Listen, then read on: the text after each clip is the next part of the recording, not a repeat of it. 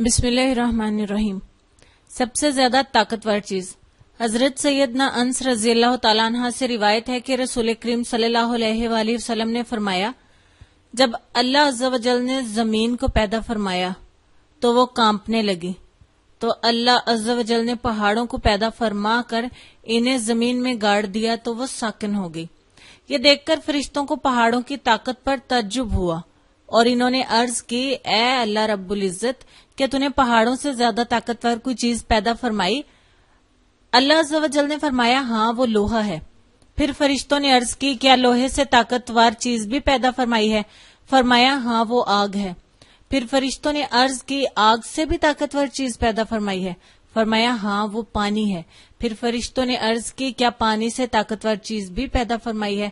فرمایا، ہاں وہ ہوا ہے۔ فرشتوں نے پھر عرض کی، کیا ہوا سے طاقتور چیز بھی پیدا فرمائی ہے؟ فرمایا، ہاں ابن آدم جب اپنے دائیں ہاتھ سے صدقہ دے اور بائیں ہاتھ کو خبر نہ ہو۔ سبحان اللہ۔ نیکیاں چھپانے کے حوالے سے اسلاف کے واقعات۔ عرض کیا، اپنی نیکیوں کو چھپانے کے سلسلے میں صحابہ کرام کے کچھ واقعات بھی بیان فرما دیجئے۔ ارشاد فرمایا، ہمارے صحابہ کرام علم و عمل اور اخلاص کے پیکر ہوتے، جو بھی کام کرتے فقط رضا الہی کے حصول کے لیے کرتے اور اس بات کی قطعاً پرواہ یا طمع نہ کرتے کہ اگر لوگ ان کے عمل پر مطلع ہو کر ان کی تعریف کریں۔ اس ضمن میں امیر المومنین حضرت سیدنا صدیق اکبر رضی اللہ تعالیٰ عنہ کے پوشیدہ عمل کا جذبہ ملاحظہ کیجیے۔ امیر المومنین حضرت سیدنا فاروق اعظم رضی اللہ تعالیٰ عنہ رات کے وقت مدینہ منورہ کے کسی محلے میں رہنے والی ایک نابینا بڑی عورت کے گھریلو کام کاج کر دیا کرتے تھے۔ آپ اس کے لیے پانی بھر کر لاتے اور اس کے تمام کام سر انجام دیتے۔ حسب معمول ایک مرتبہ بوریا کے گھر آئے تو یہ دیکھ کر حیران رہ گئے کہ سارے کام ان سے پہلے ہی کوئی کر گیا ہے۔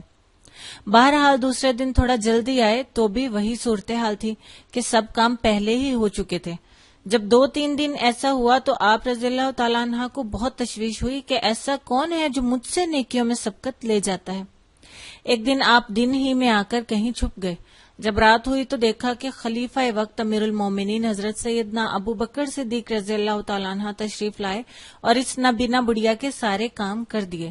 آپ رضی اللہ تعالیٰ عنہ بڑے حیران ہوئے کہ خلیفہ وقت ہونے کے باوجود ایسی انکساری۔ ارشاد فرمایا، حضرت سیدنا ابو بکر صدیق رضی اللہ تعالیٰ عنہ ہی تو ہیں جو مجھ سے نیکیوں میں سبقت لے جاتے ہیں۔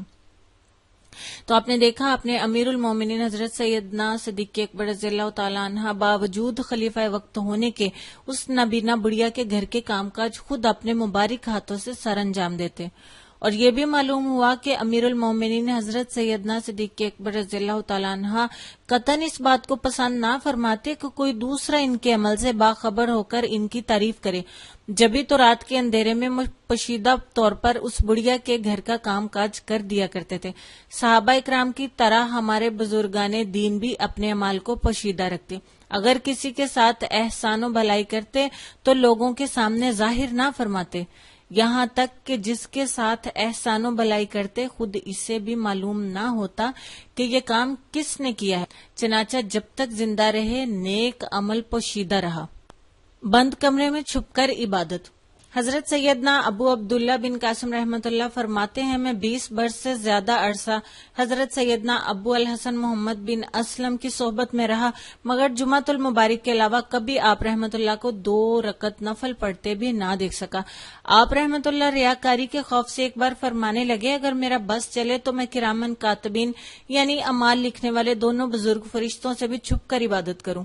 آپ رحمت اللہ پانی کا کوزہ لے کر اپنے کمرے خاص میں تشریف لے جاتے اور اندر سے دروازہ بند کر لیتے۔ میں کبھی بھی نہ جان سکا کہ آپ رحمت اللہ علیہ کمرے میں کیا کرتے ہیں، یہاں تک کہ ایک دن آپ رحمت اللہ کا مدنی منا زور زور سے رونے لگا۔ اس کی امی جان چپ کروانے کی کوشش کر رہی تھی۔ میں نے کہا، مدنی منا آخر اس قدر کیوں رو رہا ہے؟ بی بی صاحبہ نے فرمایا، اس کے ابو حضرت سیدنا ابو الحسن اس کمرے میں داخل ہو کر تلاوت قرآن کرتے ہیں اور روتے ہیں، تو یہ بھی ان کی آواز سن کر رونے لگتا ہے۔ آپ رحمت اللہ اپنے اس کمرہ خاص سے عبادت کرنے کے بعد باہر نکلنے سے پہلے اپنا منہ دھو کر آنکھوں میں سرما لگا لیتے تاکہ چہرہ اور آنکھیں دیکھ کر کسی کو اندازہ نہ ہونے پائے کہ یہ روئے تھے۔